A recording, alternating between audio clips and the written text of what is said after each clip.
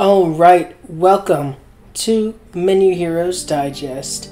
It's another week, which means another bunch of news. You missed us, didn't you? Yeah, last week Jordan was sick, so we couldn't do it. I missed us too. Yeah. So we've got a slew of stories. I am better. Are you sure about that? You coughed after you hit yourself. No, just like, it's like clearing my throat out. It's fine. It's cool. It's all good. Alright, so we might as well just jump in. Oh, yeah. Well, I guess more consoles and controllers are more your speed, so you want to get this one? So we've got the Atari Gamestation Plus. Yep. So it is a very sleek-looking console for I'll say Atari. that. Yeah, I'm looking at it right now. I actually do. I like the color wheel right next to both the control sticks and the buttons. So yeah, nice little touch. Yeah, it looks nice.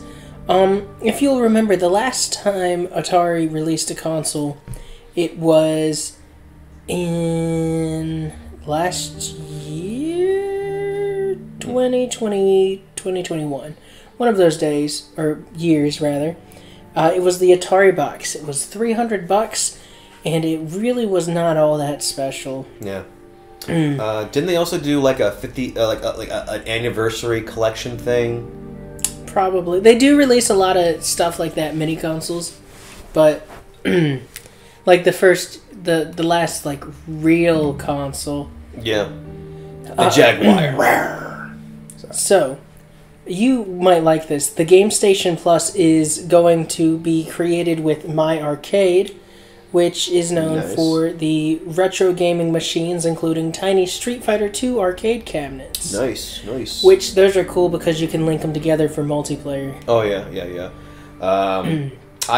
Even though they are expensive, I would absolutely love to have an actual arcade cabinet of Marvel vs. Capcom 2. Yeah, they released those. I know they are, but they are expensive. Yeah, I don't have that kind of money to spend, dude. But I still want it. That is the story of our lives. It's expensive, we want it, but... Yeah. Oh, well. So, that story... That's pretty much it. They're just that one's a nice little... an amuse-bouche, warm-up. You can tell I've watched a lot of the Menu when I was... I need to watch that. It's a real good movie. Not video game related, but it's definitely... the movie... Plenty of... I've been rewatching a bunch of movies from last year. Everything Everywhere All at Once, another great movie. I actually saw that in theaters just the other day. Yeah, you went to a double feature. You told us about that. Yes, I did. It's on my little cool. private DMs. Oops, sorry for leaking that. Not related to video games, but... there's two movies. Like, they re-released Everything Everywhere All at Once in theaters. Loved that movie last year. Still love it today. Please go check it out if you haven't. And Missing, it's the movie that's very similar to Searching, which I haven't seen that movie Searching, but Missing I have seen, and it is pretty good. It takes the idea of like searching through stuff on the internet through the POV of your monitor computer, and I think it does a very good job of like making that like captivating and engaging, and like it really does feel like solving a mystery thing with just from the POV of someone on a computer. It's really fascinating. So very cool. So now we go on to something that's not very cool. Pokemon Yellow. Oh man, So I grew up with that game. No, Pokemon Yellow is not the thing that's not very good. It's what happened. So this broke my heart when I saw it. Somebody bought an original sealed copy of Pokemon Yellow, which cost about $10,500. Yep. And U.S. Customs, of course, ruined everything, messed it all up. U.S., what are we doing? What's our country come to?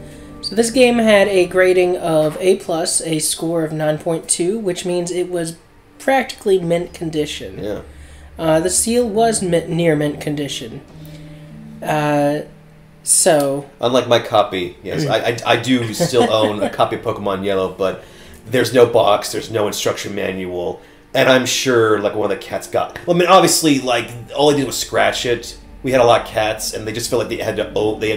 Everything was their property, so they had to scratch things up, or they, peed on it. I don't know if I can say that. Yeah, but you can say peed on our channel. Well, it's just I just want to make sure. Pee. You know why you can't hear a dinosaur go to the bathroom, or rather a pterodactyl, because the P is silent. Yes.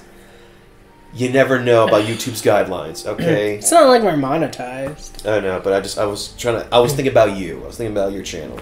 I appreciate you looking out like that. Yeah, So, the pain of U.S. Customs breaking the acrylic case, ripping and discarding the seal. Oh!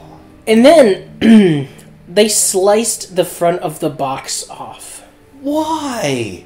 They, literally, you've seen the picture, right? I'm seeing it right now, and I'm just like... It's cut off. Why would you tear the manual? The box. Sorry, the box. Why would you tear the box? Do they not know how to open things? It's dumb. Do they think terrorists are gonna, sneak in bombs or devices through frickin' old game cartridges? Look out! He's got a Voltorb! Oh no, he has a mint condition copy of King Kong. He must be planting a bomb. Get him! What? Oh my god. Well, while we're on the topic of Pokemon, here's something that's more lighthearted. I think it's hilarious. You got something to add? Well, just simply being I'm not collecting as many things as I have when I was a couple years ago. Mm-hmm. But the very thought of anything that I purchase online coming to my house and being torn up is heartbreaking and would infuriating. Make my blood boil, dude. Make any collector's blood boil. So, and I'm pretty sure there's no insurance for U.S. Customs. No, stuff. No, they're just sorry, things got messed up, but that's life. This is America, so I mean, I wouldn't even say it's just America. I'm pretty sure other customs do this. Governments, man. Boo. Anyway, before we get flagged. Okay. In Japan, this dude had and it's a really interesting idea. He had a fish tank set up, sectioned off to where each section is a button press or a control stick movement. Okay. And he had his fish play Pokemon Scarlet. Yeah, I keep looking at the article about all the details, and this stuff is really fascinating. Just I guess you occasionally would see certain Japanese game shows would have animals doing certain tricks, and they would press certain buttons or levers and activate certain things. So I guess it's sort of common, or there's ways to train animals that way. I guess, but I think part of it is also it's just kind of random. He did the same thing a couple years ago with Pokemon Sapphire, and the fish beat it. Wow. Where's a Twitch stream of that? Is there a Twitch stream? I think it's on YouTube, actually. Oh.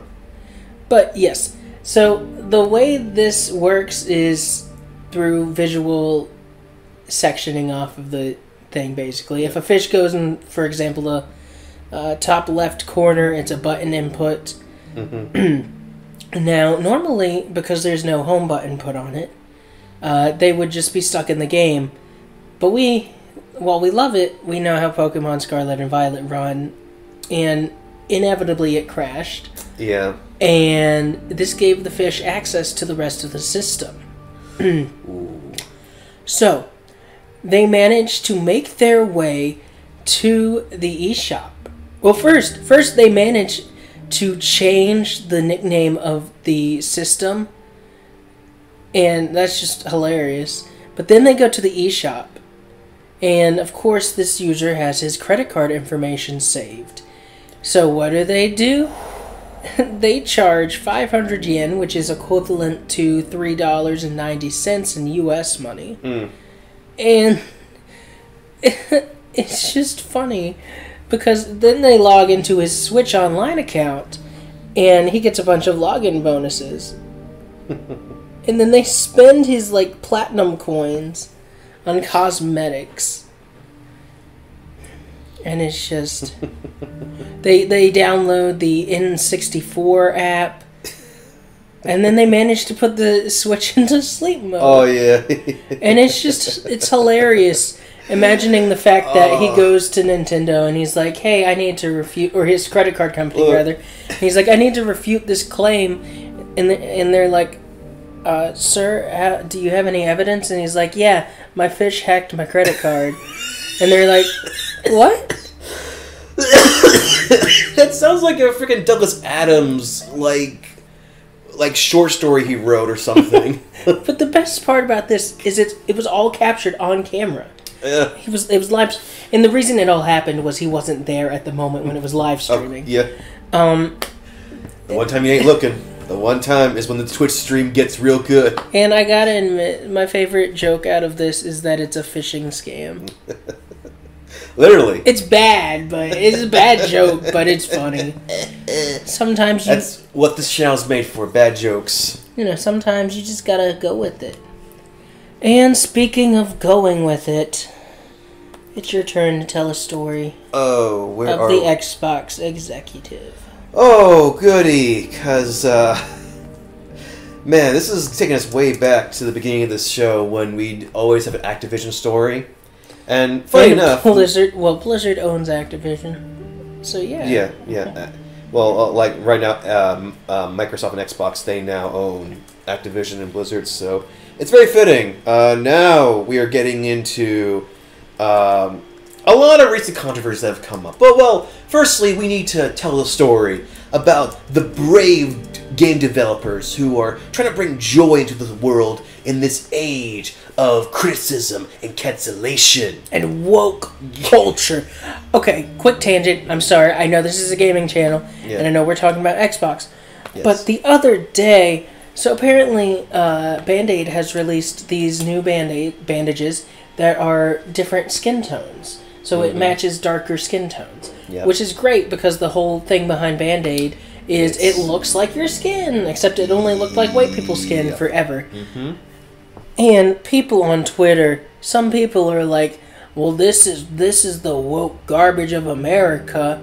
And it's like, okay, well, now you're just blatantly calling anything you don't like woke, and like this proves it's just code for racist. I'm racist. I'm not. Don't take that out of context.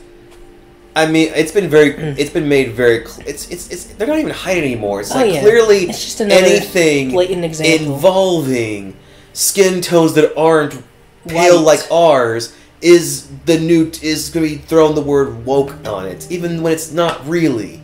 And like when I was a kid, I would hear about like, should Band-Aid, make more products meant for other skin tones besides white people's and everything. That's what I've been hearing even when I was young. So this has been going on for at least 30 years.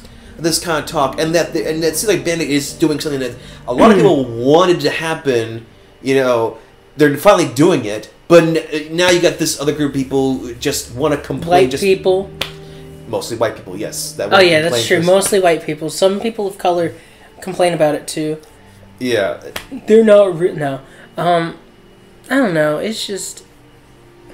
The vast majority of people don't care. And the people who do, they're in support of it. Yeah, it's a vocal minority that's complaining about it. Keep one thing in mind. Twitter only makes up 12% of the entire Earth's population. Only 12% of the Earth's population actually uses Twitter. Okay? So I want to keep that in mind. And I'm not one of them. Thankfully. I only use it for cute art. Like, that is it. Just for art. Yeah. But I'm saying that this idea that Twitter is the voice of the world is BS. It's not true. So the people who are on Twitter complaining, it's just a small percentage of that small percentage of the world. It's not even a third of the population. Oh no, not even close. No, but I want to always keep that in mind, just so I can keep dunking on Twitter. That's a good point. That it's only like 12% of the population. And last comment. People throwing around the word woke is hilarious because these people are like, you call anyone who disagrees with you Nazi or fascist, and it's like, you call everything you don't like woke. So whoa, look at this. See the water around us? We're in the same boat. All right. Anyway. No. Xbox. Okay. Yes. Let's move on. Because we could go on this tangent for a long time, and we actually got a couple tangents tied to this article. But we already spent like 4 minutes on this tangent. I mean, hey, this article has everything. So Microsoft Game CEO Phil Spencer went on. He was like accepting some kind of award at the Andrew Young Legend Awards for the 12th annual New York Games Awards thing. Actually, not this Tuesday, but like last Tuesday, so 2 weeks ago. Because again, like we're just covering stories that happened last week. You know, we're not John Oliver, but you know, I wish we were. But anyway, so basically, he went on a long speech, like trying to like give praise and like thanks to the game developers that are working at Microsoft and other divisions of Microsoft that they own and everything. And yeah, certain wording of his speech came off a bit of anti-woke dog whistling, but that's a one way to interpret it. So here's Phil Spencer's quote. We, all of us here today, all of our team around the globe, we are all part of creating this echo effort of joy. Our creators who bravely and intentionally release their visions to the world, particularly in the current culture of criticism and cancellation. Our players who bravely and intentionally crave out time for our games to invite, rest, and rejuvenate their lives. And business leaders, we are called upon to have the courage to protect and nurture this creative joy. Wow, dude. Phil Spencer. Hey, he's extra. I'll give you that. He is extra. So yeah, it was probably not that long ago that like he also did a speech about like how like he advocates for more diversity and inclusivity into Xbox and Microsoft. You know, but like this little weird speech right there, that line, of course, trying to like combat against the culture of criticism and cancellation. Again, it comes a bit off like some anti-woke dog whistling in a way, or it's not that hard to imagine the connections there. And it's also not hard to imagine him saying something like that because, whatever attention we're talking about, Squanch Games, had made a deal with Microsoft, especially like with the game High on Life, voiced by the man himself, Justin Roiland. That was hyped up to be a big get for Xbox Games Pass, or the biggest game on Games Pass, and oopsie. I remember there was like one trailer that was shown that was just purely like a boss level, and I think everyone, even me, that was excited for the game, couldn't help but cringe at some of the dialogue in that boss fight, because it really is just quip after quip after quip after quip after quip, and it's Rick and Morty but guns. Yeah, and Rick and Morty got too interested in familiar family relationships in a not quite wholesome way. I mean, it's Rick and Morty, duh.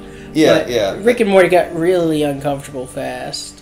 I mean, yeah, there would be a couple incest jokes in like the first couple seasons, but like they ramp it up. Yeah, it became much more concerning, and at this point, Justin's he's just telling on himself. Yeah. Oh God, we could go on another tangent about this, but we're not. Yeah, but like point being, so you can imagine like this being one of the guys that Phil Spencer is talking about, like, or at least the team behind Squanch Games, which, to be fair, they have dropped, Justin Roiland. So is Adult Swim. Yes, Adult Swim, Microsoft. That poor casting director. That poor casting director who has to listen to so many Rick and Morty impressions. I feel bad, and they probably aren't getting paid enough for how much pain they're going to go through. No, but it's like... I'm glad those people didn't lose their jobs, though. That's good. I mean, yeah, it's... I'm trying not to go on to many tangents, because there's another tangent coming up right here in the article. But, yes, that is the one thing we got to mention, is that, Justin Roiland has... not just accused. Several charges have been brought up to him, and he has to go to court this April about domestic abuse charges.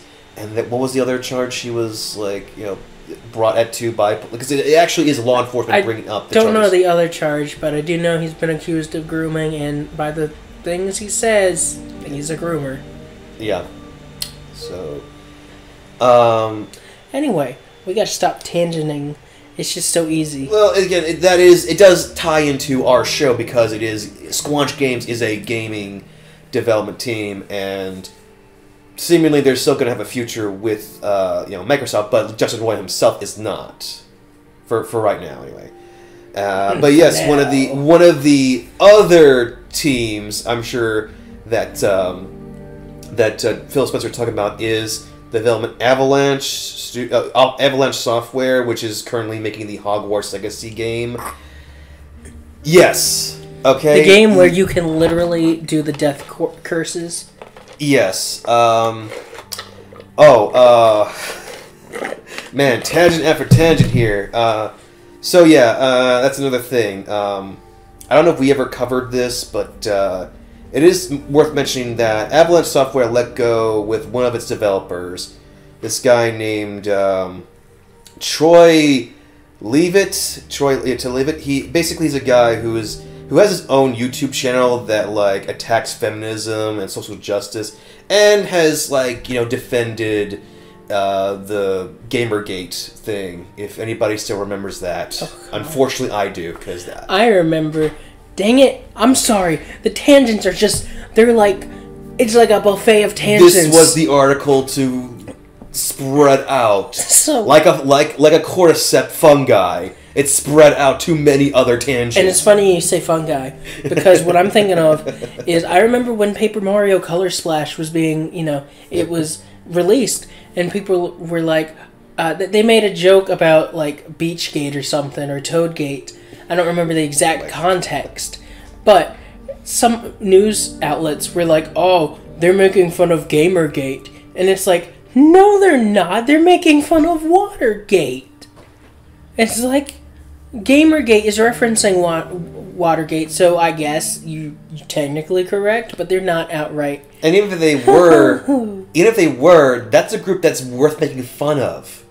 It's always fun to make fun of that group because they take everything so too freaking seriously. But anyway, continue. Yes. So, and also another thing, Avalanche Software is trying to do is they added a transgender option to the character creation. Again, Avalanche, they have tried to distance themselves from J.K. Rowling. Unfortunately, no matter what anybody involved with Harry Potter or Hogwarts can do, she's always going to get a royalty from anything involving the Potter lore because she is the creator and she has stakes and money in that franchise. Yeah. She is not going to let that go. And she's also not going to let go of her transphobic attitudes. And she's also not going to let go of her not victim, or yeah, I guess her victim mentality. Yes, because she's always going to act like anybody calling her out on her transphobia as a means of attacking her. And I mean, oh god, victimhood. Yeah. So the other day, and this is related to J.K. Rowling. I know it's another. Mark Hamill liked a tweet. But he wasn't liking... He didn't mean to like JK's tweet. He meant to like the response somebody had. Because she said something transphobic. And somebody's somebody countered back with something clever. And he liked that. But he didn't mean to like J.K. Rowling's tweet. And he addressed that. Yeah. Yeah, it's very... Again, that's... No, I'm not going to get that. Because, James Gunn got into a small bit of trouble about because he was trying to at one point be a support for Ray Fisher with all the stuff going on with all that at Warner Brothers and everything, but the tweet got erased and Ray Fisher attacked James Gunn for it online, but he had to tell everybody, I erased my tweets over time, or they automatically delete, because you can set. From what I hear, you can automatically set your tweets to be deleted over a certain period of time. and all that kind of stuff. So it's sort of like it's so easy to get from the kitchen. Start up an argument or like an attack on somebody when it really wasn't meant to be an attack on you. It's the internet misses a lot of news. I'm glad I'm not on Twitter. I'm glad I have no intention to go anywhere near Twitter. Is what is the moral of my story, of the story. Don't go to Twitter. Yeah. Well, sometimes, that's where I get news sources. Thank you, bro. Okay. No. Xander is currently in the room playing on the family computer. Okay. And a gaming chair. Oh, it's a nice chair. Mama, I saw him build the chair. Mama went all out. It's a real good chair. Holy crap. We've got a desk coming on Monday. All right. So. I'm ready to go to the next story, which... Yay! Because, it's a good thing Phil Spencer is all about, supporting the developers. Yeah, because he just slashed, 10,000 jobs. Or he did last week, I should say. January 18th, as of the recording of this video. Or, we're getting to the story. But, point being, it's just so interesting, trying to, raise support and, give praise to developers, but, so many jobs are still lost, not too long after his big speech. According to Bloomberg report, at least 878 positions in Microsoft's Washington location have been cut. Microsoft CEO Satya Nadella, again, apologize, mistranslate names, said the company began notifying affected employees of the day of this article, which was January 18th, and plans to finish laying off the full 10,000 by Q3 of this year. So, not good. So much for supporting your developers. No, the developers, it's fine. The employees, the actual people that are coding and programming. Developers. Oh. People who code are developers. Well, corporates send me these pictures of developers and programmers, and they're the same thing. Okay. I'm sorry. I was... Okay, yes, you are correct. They're the same things, but... Satya Nadella. Yeah. I've seen that name a lot, actually. Nadella. It sounds familiar. There's someone at work higher up in the company with that last name. Okay, cool.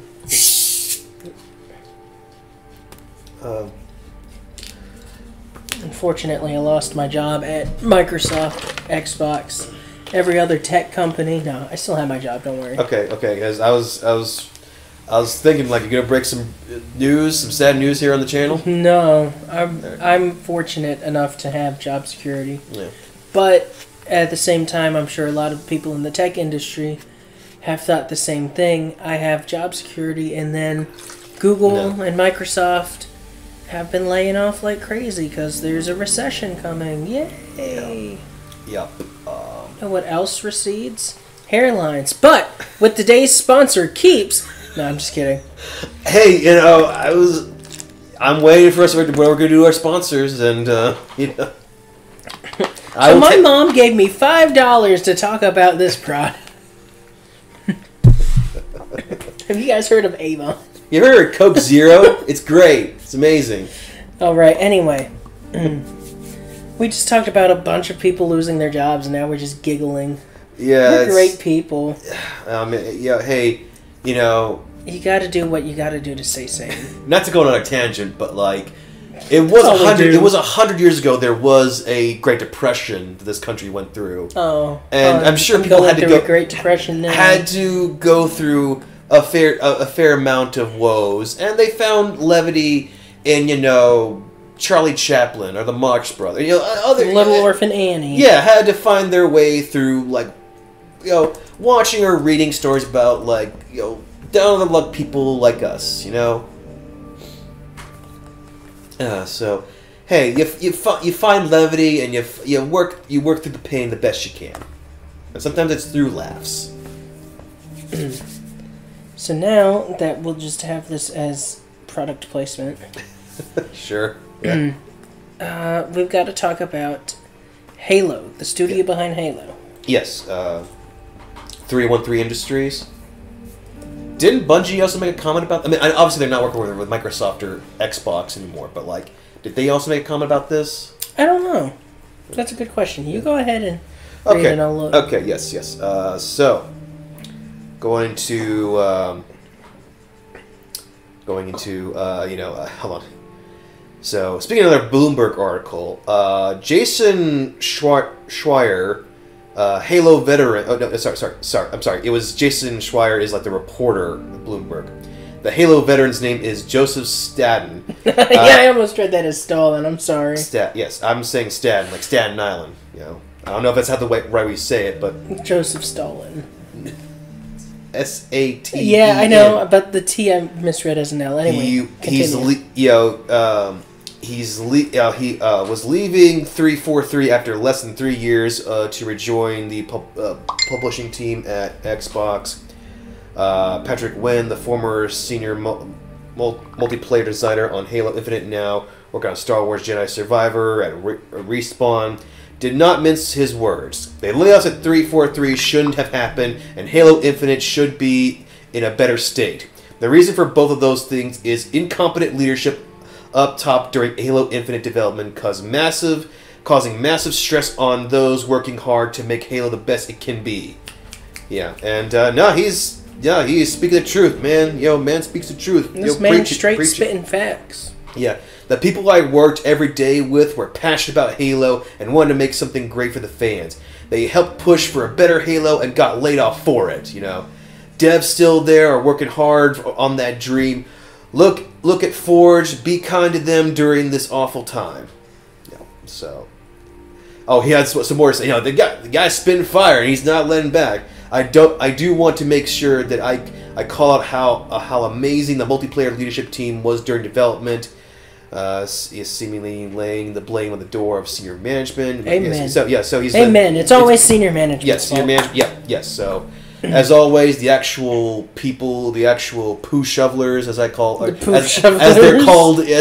amongst the circles, they're trying to do their best. They want to make good products, and maybe in a weird sort of way, the senior managers do want to also make good products, but they are more concerned with just getting things out the door and appeasing sponsors and sponsors and other higher ups, and not really focusing on the quality. It always is the quality that keeps people coming back to get your product. That shouldn't be a hard thing to figure out, and yet it always seems to shock higher, big executives that when something's of a low quality, people don't want to keep buying the thing. Why would you buy something low quality? Yeah. People are talking about Puss in Boots: Last Wish. Nobody's talking about Lightyear. And I actually don't mind Lightyear. I actually had a good time watching that movie. But Puss in Boots: Last Wish is a much better movie than Lightyear ever was. Oh yeah, it's much more memorable. Oh yeah. So. But you're probably just saying that because you're a furry. Yes, but also, Puss in Boots: The Last Wish is I swear, it's as good, if not better, than Shrek 2. I thought that was never going to happen. I thought Shrek 2 would be the best Shrek movie. The pinnacle of Shrek. Yeah, but Shrek canon. But Puss in Boots: Last Wish, I'm starting to think it's better than Shrek 2. I'm starting to lean towards that. Call me a fake Shrek fan, but sorry. Where were we? We were just talking about how Halo. Poor management and trouble with labor. Oh wait, that's their next story, or is it our next story? Basically our next story, sort of.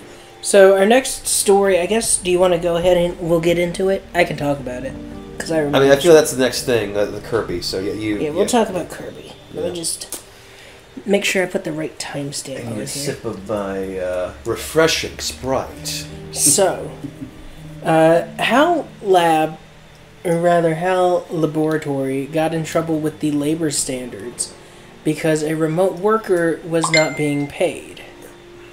So, sorry, got distracted. That's fine. A member of staff complained that they weren't paid for any of the overtime work that they had put in while working from home during COVID-19. Now, HAL Labs responded by saying that staff working remotely were explicitly told not to work overtime because they wouldn't be paid extra.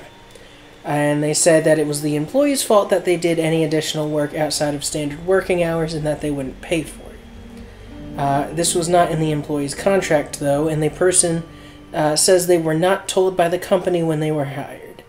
However, it does seem that HAL has paid the employee. Okay. Honestly, in this case, I think it was mostly just miscommunication. They ended up paying them, so in the end, not too much harm was done. I will say, if the worker is working salary, which it doesn't seem like they were if overtime's an option, working salary kind of sucks because, well, it means also that in the low season, you don't really, you get paid regardless of how much work gets done. You can also fall into the other side of the spectrum, which happens more often, where you're having to work overtime, but you don't get paid overtime. Yeah. But also, we have talked about stories about Nintendo not exactly being the best in terms of like helping out their employees or offering their employees good benefits or reasonable work time. So it's not out of the question. Yeah, but that HAL just didn't want to pay him, but they did pay him. So we got a positive enough resolution. Yeah, just a bittersweet story. It's sad they had to go through this in the first place, but at least they got something out of it. And now it's made even clearer that employees are not expected, at least as how I'm interpreting it, is that employees are not expected to work overtime. Yeah. But, as we all know, that doesn't always mean anything. No, again, it's just... but, again, some positivity with the story. Yes. Which is better than most. Let's go on and talk about the Avengers. Man, I wish there was a better story, or I wish this was... better game. better game, better news, but... yeah, man, it's so weird that, like, with... the Avengers becoming and Marvel becoming such a big juggernaut in terms of pop culture, that you would think that Marvel would prioritize, or at least have some priority in the video game market, but they've been kind of lackluster ever since they've been focusing on movies. Like, there'd be some games here and there, but I think most of the games I remember them coming out during the first 4 Avengers movies was like the online, like mobile games, mobile was a big focus. And most of the Marvel games that would come out would be during the Spider-Man era. Yeah. In fact, the intention, it was cool. The intention of the Spider-Man era games was to kind of continue the story off screen. Mm-hmm. I always thought that was a neat idea because, a lot of times adaptations of movies to games, you just want to get the movie plot across. Yeah. And in this case, they were trying to add to the overall world building that Sam Raimi was doing. Yeah, man. It's like I have fond memories with Spider-Man 2 game, but I remember the attempts for the movie adaptations, for the video game adaptations for the first couple Marvel films, like Iron Man and Hulk, and Thor. Were not great. Captain America I thought was good. The first Avenger Captain America game I thought was overall good, but like obviously not on the level like you think of in terms of not like a AAA game. Yeah, it's not. It's not that great. And that was also a point where Sega was just, you could tell they were trying to do whatever they could to just keep afloat. Am I lying? Am I lying? I don't know, to be honest. I don't remember this era. I wasn't into superheroes when it was all happening. Okay, well... but, final Avengers update. Okay, so yes. So we just have a statement here from the development team. I believe it's Square Enix, but like it's also some other subsidiary of Square Enix that developed the Marvel Avengers game. And also... Crystal Dynamics. Crystal Dynamics did make this Marvel Avengers game, But also they did the Guardians of the Galaxy game, which I've heard nothing but great things from that. And unfortunately, that also didn't get great sales, but like, you know, they at least were able to make a great game with this Marvel licensing. But on to this. So made a statement saying that after 2.5 years, introduce of like having 12 more Earth's Mightiest Heroes in the game, March 31st, 2023, we'll have update 2.8, and after that there will no longer be any added new content featured in Marvel's Avengers. All official support for the game will end on September 30th, 2023. So, appeared in the last update, which was 2.7, was them introducing the Winter Soldier and the cloning lab Omega level threats, and you know, again, it's just there's not going to be any new cosmetics coming up in the 2.8 update. In fact, they're going to be making all the cosmetics free. Yeah, I mean that's good. Probably should have done. Unless you bought them, then it kind of just is like a slap I didn't, to the so face. like I don't care. And while they're going to make the game so that it's not on sale anymore, the servers are still going to be on for the foreseeable future. There's not going to be any official support, but you'll still be able to play the game if you're one of the 3 people who enjoyed it. I actually knew somebody that actually just legitimately liked the game. See? 3 people. Okay, yeah, but... I'm just teasing. Well, it's like... It's funny that, like, the Black Panther DLC, which is, like, I've heard is, like, 8 hours worth of content. Like, people were really happy with that update, and it almost seemed like they could turn things around. But there wasn't that big of a boost from, you know, Jane Foster's Thor or Winter Soldier... And even Spider-Man, that was finally, after years of talking about him being in the game... Did Jane Foster make it into the game? Yes, she's one of the playable characters. I know there were a couple that did not make it. Oh yeah, we're talking about that in a minute. But, yeah, it's like...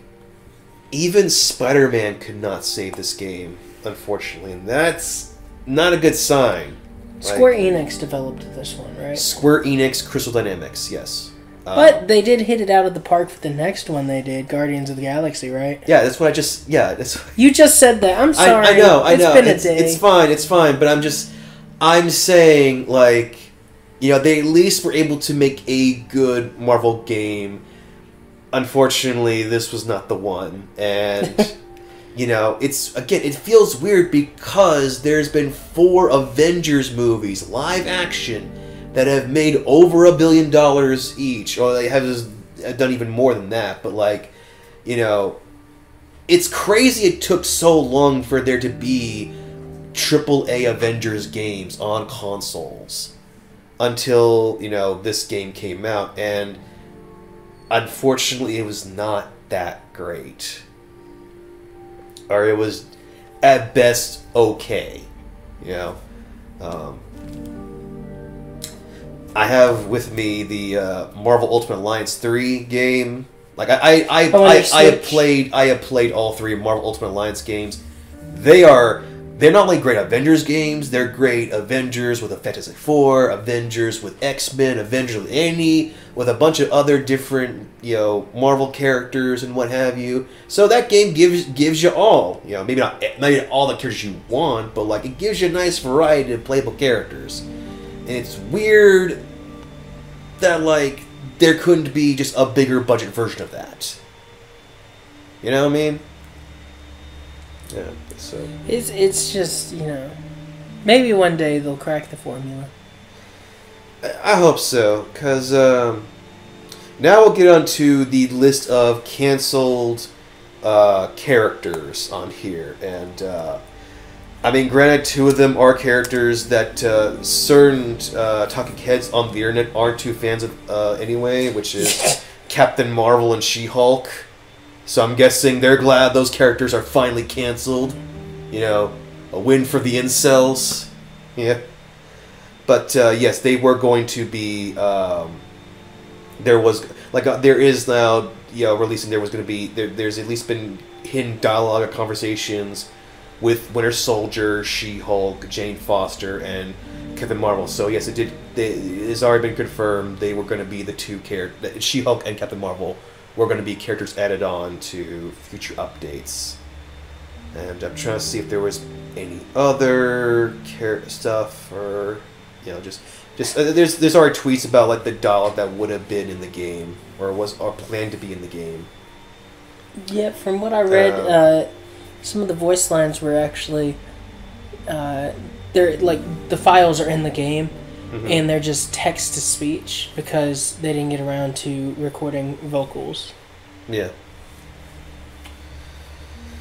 So, this thing is like I actually do like those characters, and I think they would have been fun additions to the team. It's kind of weird that Doctor Strange was not ever considered a playable character, or at least considered on the upcoming character list, because there was a big Doctor Strange movie that came out last year. Yeah. You would think they would capitalize on that, but I mean, movesets are kind of pretty obvious with him. That might be the thing, because magic characters, like, you should be able to do almost anything with a character like Doctor Strange, but, like, I'm sure, like, they didn't have the time to program all the things you can do, like the cloak of levitation, the portals, the summoning of creatures, or the magic eye stuff. There's all kinds of crazy spells and stuff or even, like, the astral push stuff, or the astral body things. Like, and I think there would have been some fans been like, that's BS. Doctor Strange should be able to do this, this. Like, why aren't you able to do all this? This game doesn't represent Doctor Strange, right? And so, yeah, whoever plans on doing a Doctor Strange game, good luck. Good luck, because there's a long list of things. You think a Superman game's hard to do? A Doctor Strange game, I don't envy the guy who's gonna try and make that game. A Doctor Strange game would be sick. It would, but there's so much you'd have to program into the game. So many abilities, so many spells that he does in the comics. Something he does in the movies is a lot to program and to balance the game out so you actually do have, challenges and obstacles to go through. It's a lot. It is. It is. It'd be cool if it ever is done well. I actually would pre-order something, a good Doctor Strange game, if they ever make it. If they ever make it. Yeah. So. All right. Oh man, Oh yeah, now we're getting into one of the more lighter stories. You guys remember the PSP? Barely. So. It had a lot of hype. It had some good marketing, some good trailers to it.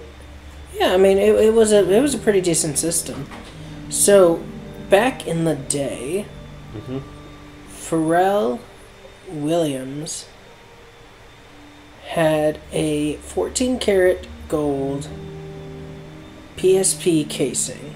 So in 2008, he had the PSP, and then he commissioned a casing to replace the stock casing. Yeah. It was heavier and shinier, 600 grams versus 280 grams, and he also had a custom case made up. So, it apparently looks like Drake, yes, that Drake, the Canadian rapper, bought a bunch of Pharrell's old stuff, including the PSP. You can see it in a music video at around the 50-second mark, and then also again around the 129 mark. It sold for $19,375. Which, a casing for an old console that was solid gold. Yeah, it's gonna be a lot. It's gonna be expensive. Yeah. And now we get to the portion of the show that is Jordan's stage.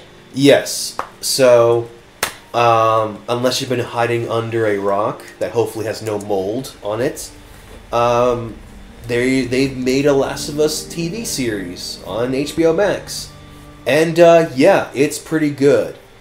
I did enjoy the first Last of Us game. I've been meaning to find time to play the second game. The first one is, but by all accounts, a classic. And the team behind it, and his name keeps Craig Mason. Yeah, Craig Mason. He is the creator of the Chernobyl miniseries. Again, another thing I need to watch. Yes, there are some things I haven't watched. I'm not that omniscient.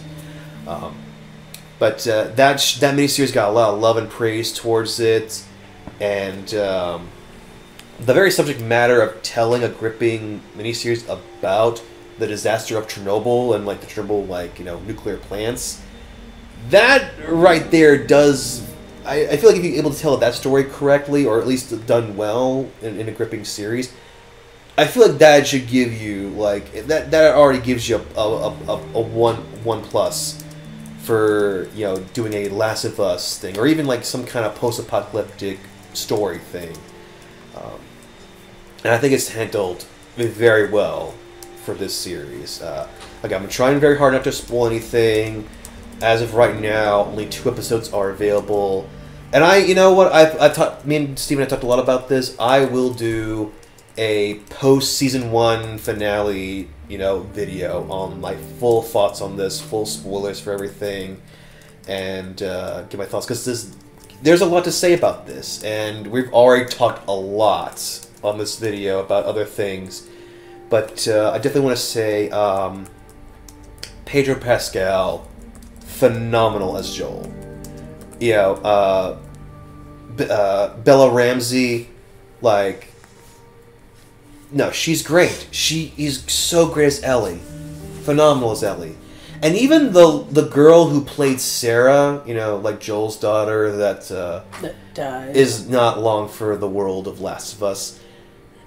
They actually do have a decent time to focus on her, to fool you into thinking she's a main character until she's not anymore. That was well done. That I thought was a brilliant stroke of for the show to pull off. And there's even a couple scenes that are not in the games at all, which are about scientists that are understanding cordyceps fungi, or at least trying to explain to the public what's going on about this. That while not in the games, they feel like there are moments that could have been in the games. At least they could have been prologues to certain moments in the game, or flashbacks to what happened before the world really fell down. And they are both with just characters talking to another character. They are some of the most gripping moments I've seen in most television. So, and then when we get to the actual clickers, that the classic infected creatures that you see in the games. We've only seen a couple so far in the 2 episodes I've seen. They're done very well, and they are. I think they're actually doing a better job of making them a serious threat in the show than in the game, because obviously in the game they do focus more on Fedra and the Q zones and all the tyrannical government that's still left after the world is and everything, which of course are a great threat in the games and everything. But I think the first 2 episodes are really emphasizing these cordyceps fungi are no joke. You better be on your. You better know what you're doing, or else you are going to die. And I think there's a lot of great scares, a lot of great built-up tension and terror with how they depict the fungi, with the fungi, with the infection in this show. And I am again. Yes, I'm sure you've seen other channels or seen other places telling you to watch this show.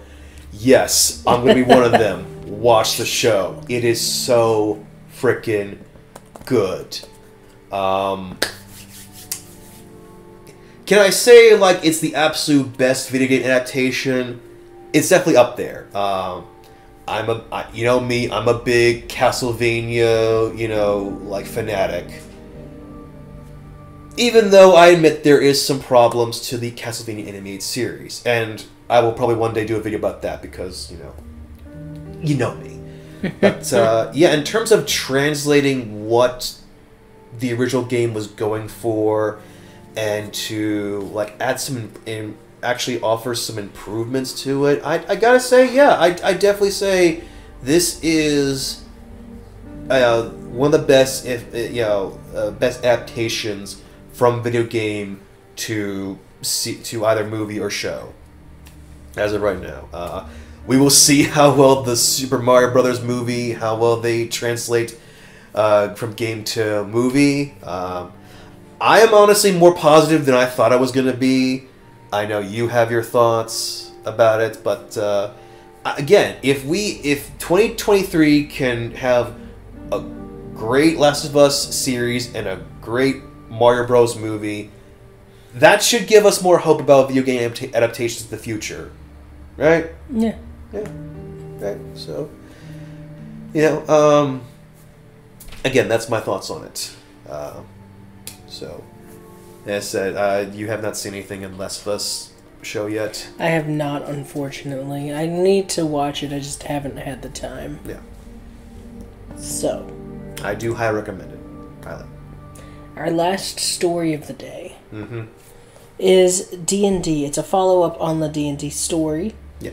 And that is basically that they have backpedaled and they have decided we're going to keep the open gaming license as was.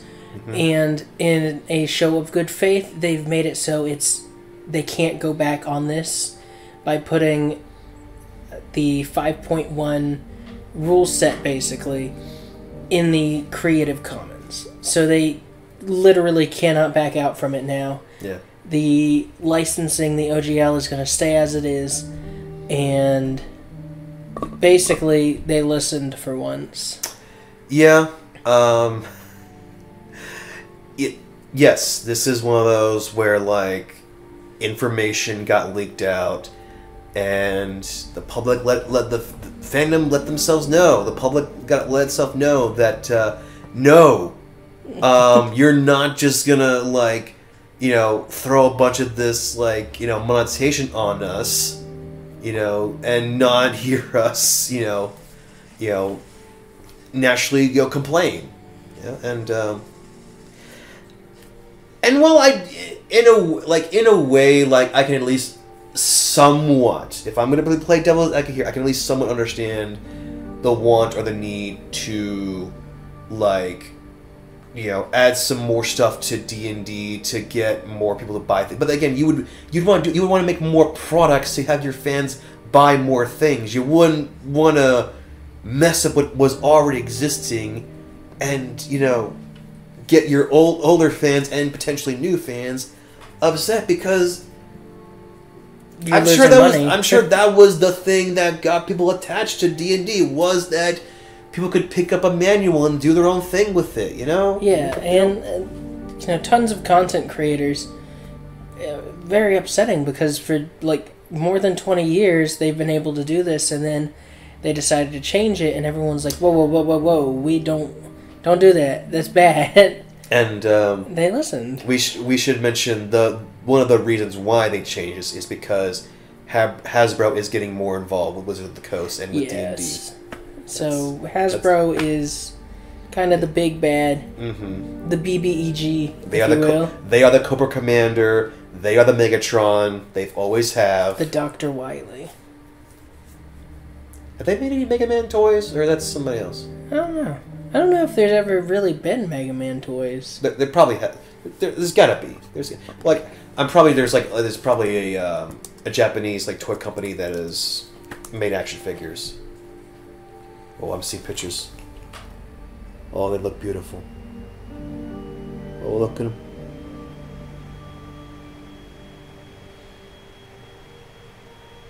So yeah, they've made action figures. I'm nerding out. They've made action figures besides just the expensive models, which I know about the figurines, but I was thinking more action figures like G.I. Joe, that kind of stuff. But yeah. Sorry, I had to fantasize a world where there was more Mega Man products and stuff. More mainstream back in the day, so they had a lot of product. Yeah. Good times. Good times.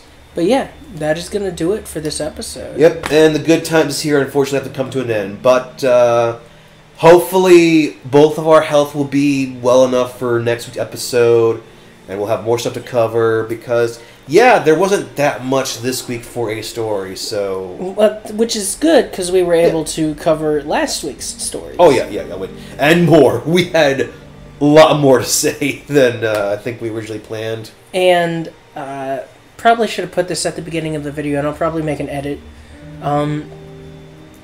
I am going to put timestamps so that you can jump around. Like, you can skip our biggest tangent. I labeled it as tangent. Yes.